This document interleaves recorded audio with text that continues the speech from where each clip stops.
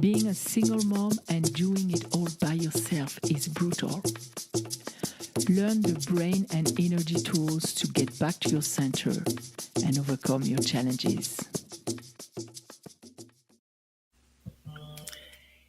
Making life-changing decisions can be so hard. And when you make them alone, it can be even worse. I know so many single moms, including me in the past, who struggle with having to make those big decisions. And today, I wanted to talk to you about the 3 most common traps that we fall into when it's time to make those life decisions. But before we go to that, I want to welcome you. If you're watching this on replay, don't forget to say hi because I love seeing your comments. I love when you come and you say hi. You can even say, where are you listening from? I'm very curious. I came across yesterday someone who told me that she was watching my live sessions and I never knew she did. So it's always so much nicer when we can connect and put a face to the people that watch us or listen to us.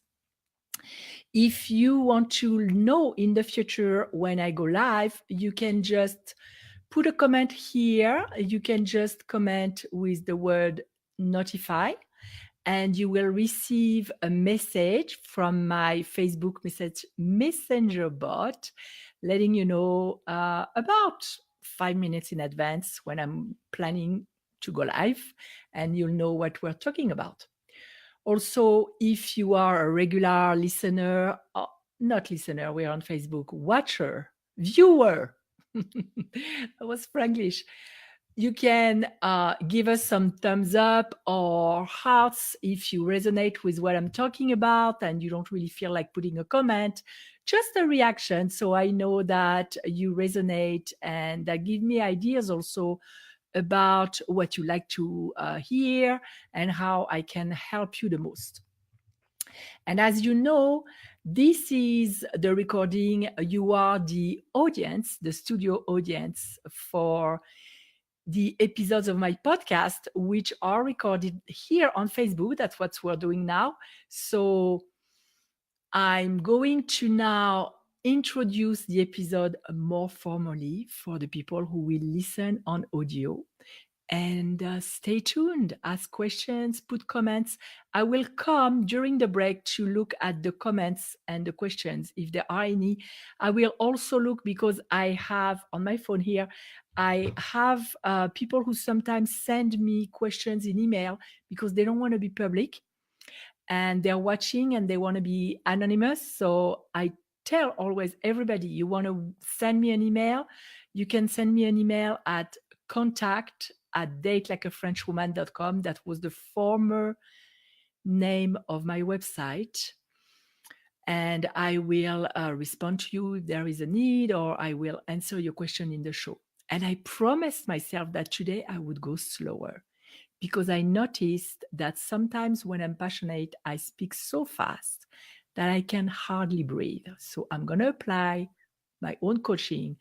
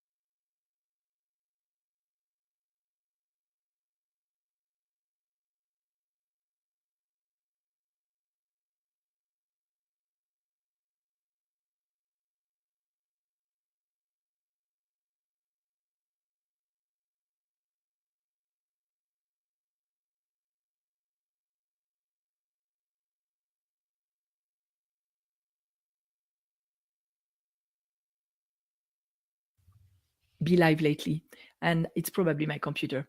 I'm back. Yes. So welcome to the show. Are you struggling when you are making big decisions? This idea was reminded to me, because I am in a group. I'm in a mastermind group, or yeah, you could call it a mastermind. It's part of a coaching program with my business coach. And of course, we have to give feedback on what happens for us in our world with our business. And I was reminded of how difficult it can be to make a very big decision that may change literally your entire life, when you are not when the foundation to really make the decision that is in your highest good are not in place. And as moms, it's very often the case. We are very busy, we are stressed, we lack rest. Depending on how old our kids are, they need us more or less. But I will tell you that even adolescents, teenagers need you too, especially if they are not in age to drive yet, not old enough to drive. They need you. So you know how you can be busy as a mom, and especially as a single mom. And that brings me to the first trap that we need to avoid when it is time to make a big decision. And that trap is to try to use your brain and make your decision when you're not rested, when you don't have enough rest. So I know it can be difficult if you have kids and you're a single mom and you're the only one there, to maybe sleep more. Usually your schedule is pretty full, and you may not be able to add some sleep to your schedule. But there are other ways that you can to rest your body. We're going to start with the body first. So to have a more rested body, if you can't add sleep into your night, the best way is to sleep a little bit more. But if you can't, there are ways like breathing. Bringing oxygen to your body will rest your nervous system. So let's take a break here. Not a break, a breath. Let's take a breath together, a deep one.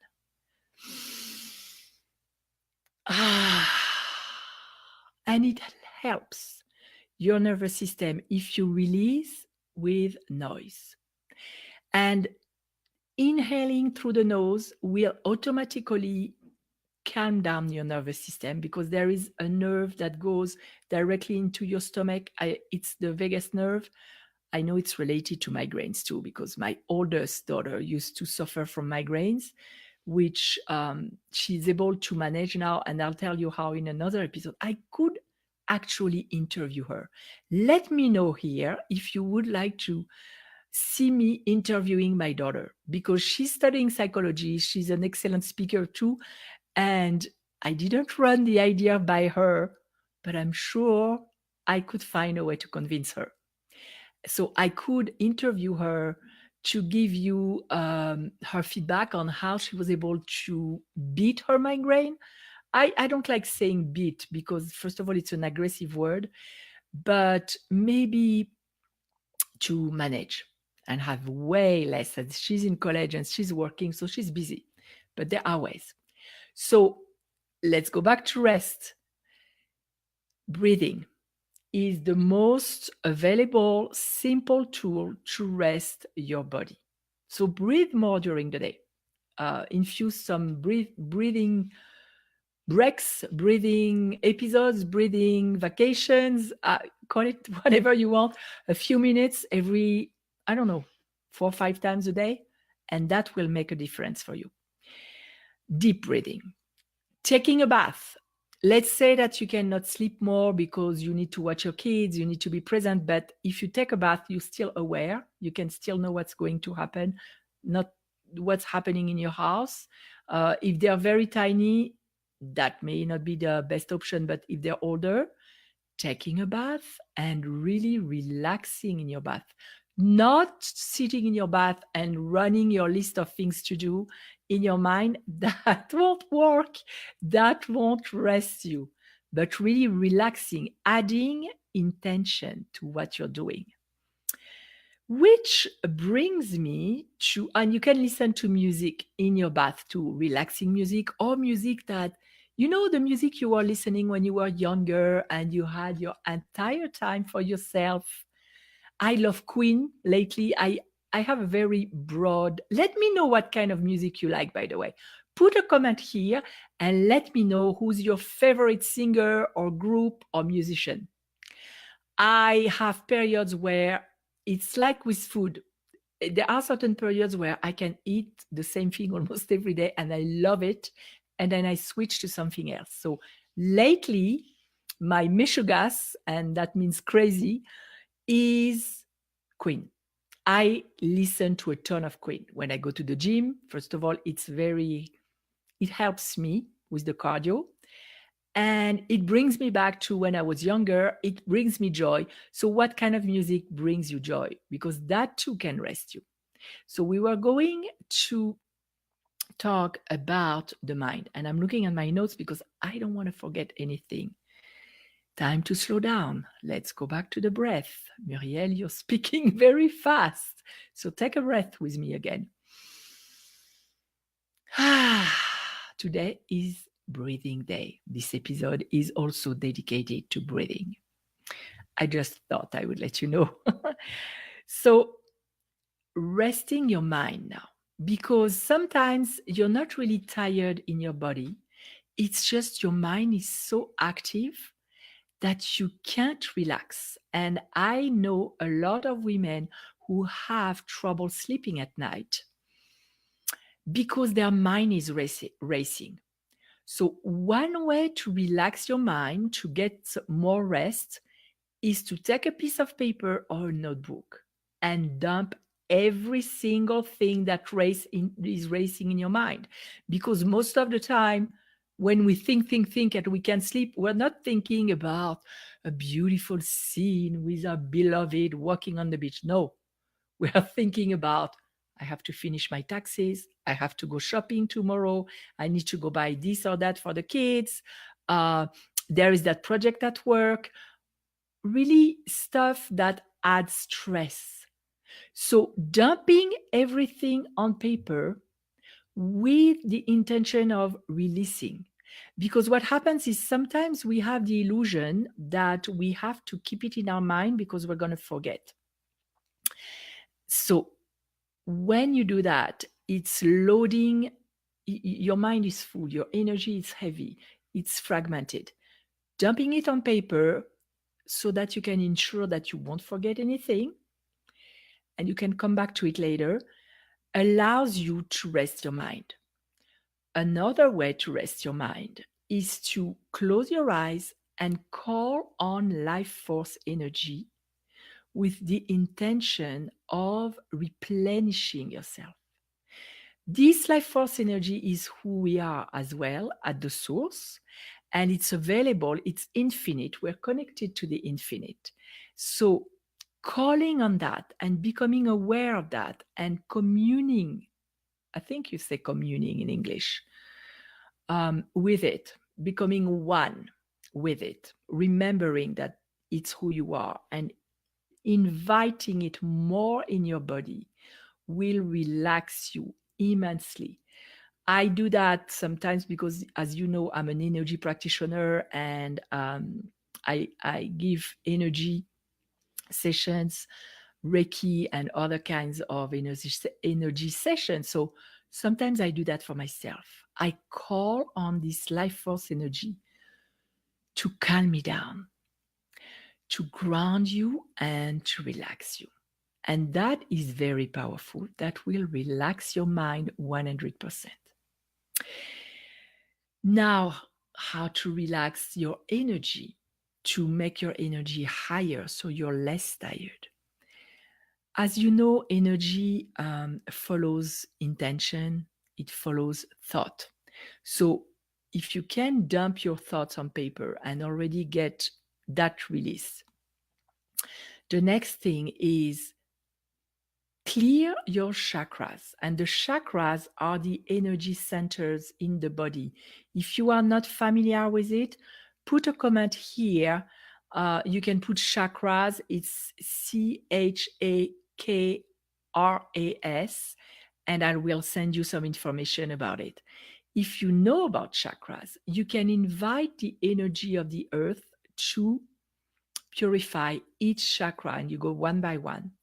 That's an exercise that I do with my clients a lot. I have a recorded chakra clearing meditation that I give them when I work one on one with people.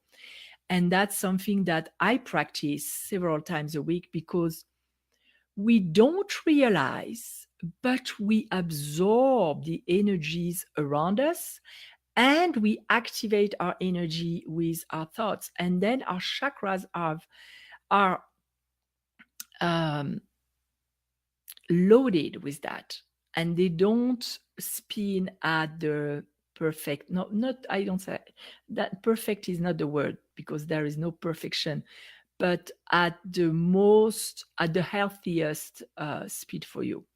They're not clear. So clear your chakras. And sometimes we're tired because we have toxic energies around us. We have toxic people. Or if you go to a mall and you are somebody who's an empath, somebody who's absorbing energy, somebody who's extremely sensitive, you may have some lower vibration cords of energies attached to you. So cut those cords just with your hand. If you want to know the full exercise, same thing, put a comment here, cut the cords, and I'll get in touch with you and I'll give you some information about how I do it, or you can even Google it. Different people do it differently. My way is very simple, and same thing. When you feel that you are agitated during the day, when you feel that you're not fully here yourself, you can cut the cords because some people may attach to you, especially the people who are what I call energy vampire. They will attach their cords to you, and that will make you tired. So that covers the rest trap, the not being rested enough trap when you make life-changing decisions. Now, another trap, the second trap I want to talk about is the fear, because of course it is there. You are going to change your life. You're afraid to make the wrong decision. You're afraid that your decision will not lead to where you want to go. There are no guarantees in life. But I also believe that there are no real wrong decisions, unless you decide to really go hurt somebody else or hurt yourself. But other than that, you can always course correct. So knowing that helps you not feel so dramatic about it. Even let's say you decide to sell your house and you realize later that it was the wrong decision. You're alive, you're healthy, you have another place to live. It may be an inconvenience, but it's not something that's going to kill you. And if you want to do an exercise that will help you tame the fear, become friend with your fear, I have a video on YouTube. Put fear here and I'll send you the link. So fear.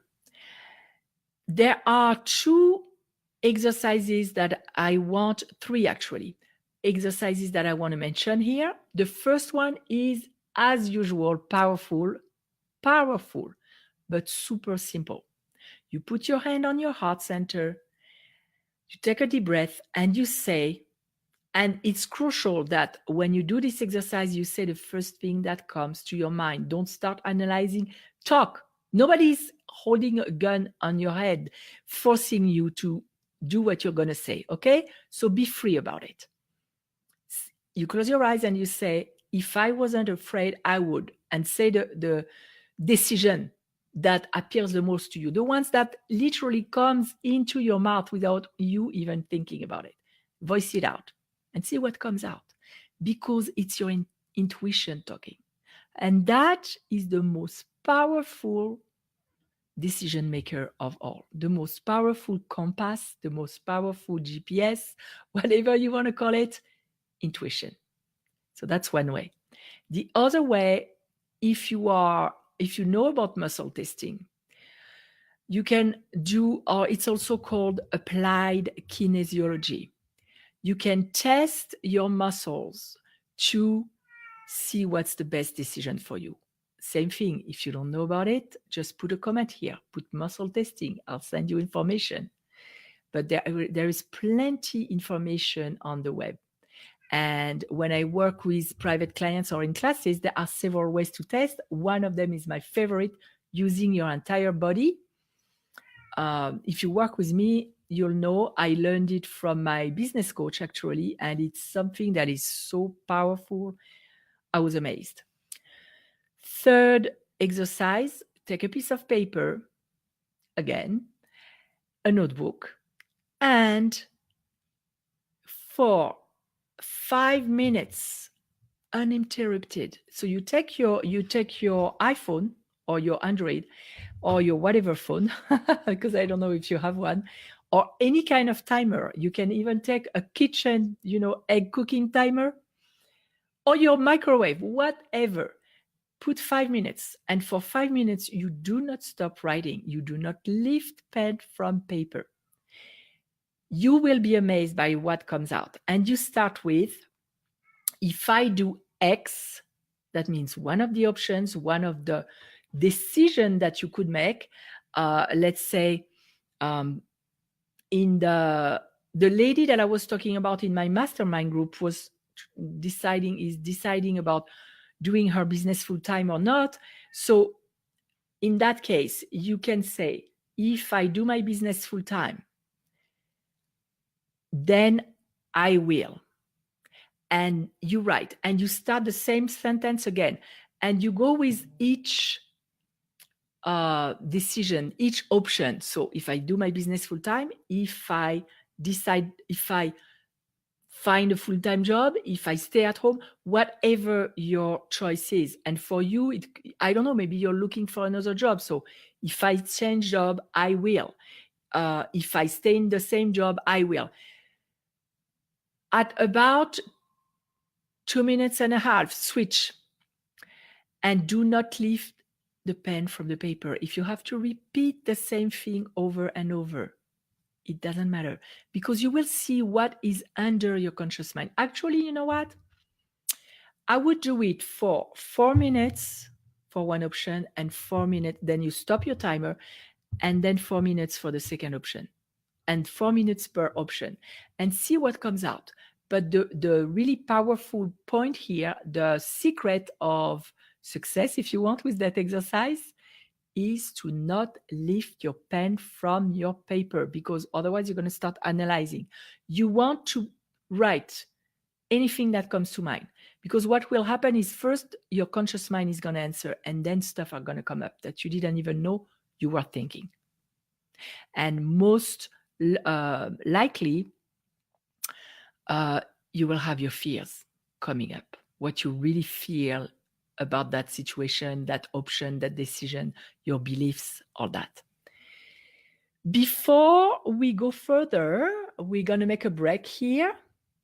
And I'm going, so I don't see any questions here on Facebook. Let me check my email. And you can put comments, let me know. Like I was saying, if you want to be notified, just write notify here when I go live. If you want to say hi and let me know where you're saying hi from, what's your favorite band, singer, music, let me know. While I'm looking on my email. Okay, so Lena, hi Lena, wrote, I'm trying to meditate every day to get more rest, but my mind is, like you were saying, active and I can't stop thinking, so I don't really rest. Okay, Lena here. I am going to actually answer your question. I'm going to go back to the show and I will answer your question in the show, because it is a scenario that a lot of people are experiencing, and I really want everybody to get the most benefit here. Welcome back. So I was interacting with my Facebook audience and the people that sent me emails here, because as you know, you can submit your questions through email if you want to be more anonymous. And Lena asked about meditation, because she's saying that she's trying to meditate to be more rested and more peaceful. But when she goes about meditating, her mind is so active that she doesn't rest. That's something that a lot of people experience, especially at the beginning of practicing meditation. And I used to teach a meditation class in 4 parts. If you are interested in me teaching that more, if there are some people who would like to learn, that meditation class included some kind of vehicles or support. Because, when you focus your attention on one thing, then the mind is slowing down. So you can focus on breath. A lot of people know about that. Or on an image or a flame. That's very, very powerful. It's one of my favorite ones. You look at the flame and you focus on that, on the movement and everything. You can focus on sound. That's what happens in guided meditations. Or you can listen to the wind, the sun, the sound of the rain, whatever you like. Whatever is monotonous enough and calms you down and doesn't bring you into analyzing and thinking and all that. Or you can focus on, we did sound, sight, in breath, and that's all we did, I think, in my class. So for each portion, we have exercises. And so Lena, I just wanted to let you know, and I'm going to check that I'm live here because I just want to make sure. The brain is designed to think. So whatever you're going to do, your brain is going to go back to thinking. And there is I don't know of anybody who can be in silence during the entire meditation. Even the people who are really, really enlightened, they have gaps in between the thoughts. And the more you practice, the larger those gaps will become. And they're extremely peaceful and enjoyable. But your brain is going to think. And if you start judging yourself every time you think, it defies the purpose. So let your brain think and just don't hold onto the thought that you are experiencing at the moment. I hope it helps. Just practice. And again, my cat is here because he loves being here. I will bring him on camera. Minou, viens mon Minou. That is Minou. That is the one you hear every time almost in my podcast. And if you're listening on audio, I'm sorry you can't see him, but I've put pictures on my Instagram and on my Facebook about Minou. So you probably saw him already. He's a very handsome cat. And it's not because it's mine that I'm saying that. It's true. People told me, it's like the moms who think their kids are the most handsome kids. But I also have handsome kids. I promise you. Like you can identify the Jewish mothers, right? So let's go back to our subject. We covered not enough rest, which is a trap. We covered both on a body and mind level, and we gave tools. We covered the underlying fear that is preventing you and paralyzing you from making the decision. In French, that was a Franglish alert. In French, we say to take a decision. So, of course, when I go on my default mode, that's what I'm saying. So, no, we are speaking English here. So, when you go about making a decision, all the fears that are under the surface are creeping out and rising to the surface. The last trap, and it's a very important one because we're very often not aware of it, is to listen to others too much. And there are 2 ways you can do that. Of course, listen to your friend, families, everybody who has an opinion about what you should do. And that usually we are more able to discern what we like and what we don't like. The trap is when we listen unconsciously, when it is our subconscious speaking behind the curtain of our conscious mind, telling us that if we make that decision, that means that blah, blah, blah. That means that that's what's going to happen, or the consequences that we are afraid of who it makes us. So to gain more clarity on that, to know if you're doing that or not, and if that resonates with you, put a word here, either resonate or put the number 1, because I know that it's very, very common. I experienced that too.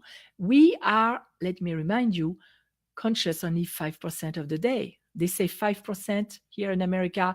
In Israel, I read an article that said 3%. So it's very limited. All the rest of the time, the 95%, we function unconsciously from our subconscious mind. So we think, we act, we behave in ways that we don't even know we are or we do. So it's one of the definition of self-love for me is to start knowing yourself. And how do you hold yourself back? How are you in your own way from being at your highest potential of happiness, health, everything? When you start putting the intention of knowing yourself in your mind, as I always say, the brain is what? You probably know if you listen to me. The brain is a magnificent machine. And if you give it an order, if you give it a parameter, it will help you find answers. So if you put the intention to become more aware, you will start catching yourself right and left. Oh my God, I didn't know I was thinking that. I didn't know I had that belief. And that's how you start changing, because you cannot change something that you cannot see.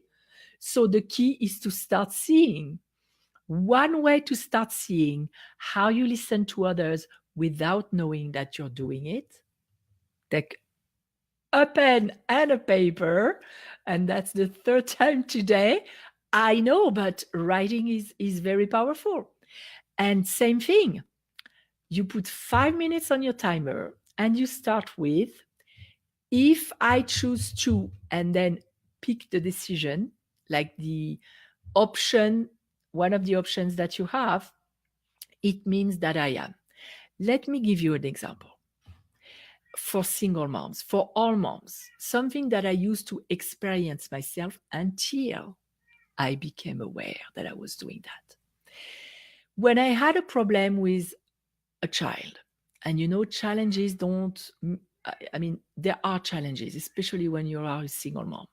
And sometimes when they get to be teenagers, they misbehave, or misbehave is not the word, is they want to explore the world, they are unconscious of the dangers, they think they're invincible, they think anything. So you have a problem with a child and you're looking for a solution. And let's say the school is calling you and telling you, well, your son or daughter did that today in class, and you're upset. I used to spend the entire rest of the day in that worry, in that upset, because somehow I had the belief that being loyal to that worry meant that I love my son or my daughter. Bunch of crap. Pardon my French. But this is something that we've been taught. Like when people lose someone and let's say you have to be sad the entire day. Most of the time you are, but what happens if you are not? I'll tell you an anecdote. There was an actress in France who lost her daughter. She was killed by a psychopath. They found her in the woods. And she decided to go with the filming of the movie that was supposed to happen that summer. And she was criticized like crazy. The those magazines that love the very scandalous news, they were saying that she didn't love her daughter and they were going dirty on her. When the truth was that after after that, she gave an interview and she said, if I hadn't taken that movie at that time, I would have crumbled and I don't know if I would have survived. So everybody copes in their own way. And the loyalty to the worry or the sadness or the grief, or if you don't really, if it's an underlying obligation from something that you've been conditioned with when you were very young, doesn't serve you. So, to give you the example of the case that we were talking about, the school called you, your son or daughter misbehaved in class, you're upset, you're spending the rest of the day upset. Who does it serve? Not you, because it's not good for your health. It's not good for your thinking, because when the amygdala, the stress center of the brain, is activated, you can think normally. And you can't find solutions. You don't have access to your own resources. It's not good for your son or daughter because you're going to come home upset and angry. I'm not saying that you shouldn't react, but lasting, like bathing in that feeling all day, doesn't serve anybody. So for me, I used to do that until I realized that it doesn't serve anybody. It doesn't mean I love my child more. Not at all. I love them anyway. So I decided that, okay, I'm going to be mad or sad or upset or whatever for the time being, like let's say an hour, I don't know. And then I let it go. And what helps with that is tapping. You know, emotional freedom technique. If you don't know about tapping, I'm asking you to comment a lot today. Put a comment here if you're watching on Facebook. And by the way, when I say comment, and if you're listening to that on audio and you're not on Facebook and you don't do Facebook and you don't have Facebook, you can send me an email and ask me to give you the information that I'm offering to give to the people on Facebook here. That's for you too. So if you don't know about tapping, ask me. But tapping calms your nervous system down. And then you can go back to peace or even joy, why not? And deal with the problem when it's time to deal with the problem, when you go home, when it's time to talk to your child, or when it's time to go to the school or to find a solution. So when you go back to that exercise, you can discover those underlying agreement that you made with yourself when you were conditioned originally, those underlying loyalties to stuff that don't serve you. If I choose X, that means that I am. And you can discover that maybe you have a belief that it will mean that you're not a good person, like a lot of people have, related to money, for example, or laziness. I have a big trigger about laziness. That's why resting for me is always, let's say, a life lesson that I'm practicing, that I have to go back to on a regular basis. I'm a Capricorn. I work. So resting. So, for example, if I decide to move away from the people I love, that means that I don't love them, or that I am a bad daughter or bad sister, or bad whatever it is. That too can happen.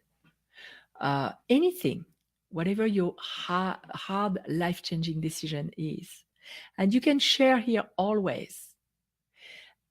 And the last thing I want to mention is that if you want help on clearing the negative emotions so you can start thinking more clearly, if you would want to calm down your stress center regarding that decision that you have to make, I will be holding a tapping session in my group, in my private group, Single and Doing It All, on Facebook here.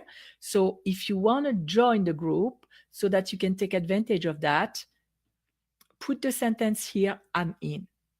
Because I'm going to start doing mini tapping sessions, mini visualizations, to see how people respond to it. Because as you know, I'm creating that membership site which will include very practical, targeted, everyday life challenges, tools to overcome, to address.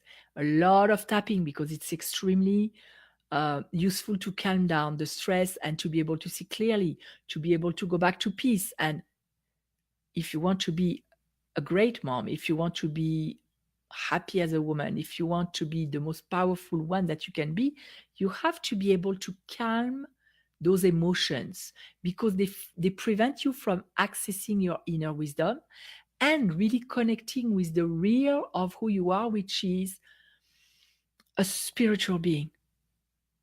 To have access to the infinite wisdom of the universe. When you are angry or upset or triggered in some way, you don't have access to that. So that's why I'm really focusing on creating as many tools as I can in that membership site to go back to your center, to release the emotion, to let it flow and learn the lesson from it. I hope it helps. And again, the 3 traps that we covered and the ways that we give exercises for each one of those 3 traps when you are going about making a hard life decision is not enough rest, body, mind, and energy. Not knowing, not being aware of an underlying thought, underlying fear that is paralyzing you, and listening to others too much. And I'm talking about the others in us. So I hope it is clear. I hope it resonates with you. You can put a comment here. Let me know if it does resonate. Let me know what you would like more information about. And don't forget to join the group because we're going to do that tapping session for clarity. So again, put a comment here and say, I'm in, and you'll receive the link to the group. And if you are listening on audio, since this podcast is going on audio, you can send me an email again on my website, singleanddoingitall.com. Contact me and ask me for the link to the group. Because why not get free tools, free coaching sessions to go back to your center and be more powerful as a mom and a woman? Why not?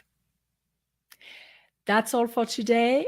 I wish you to really reconnect with the truth of who you are and tap in your real power and your real potential for peace and happiness.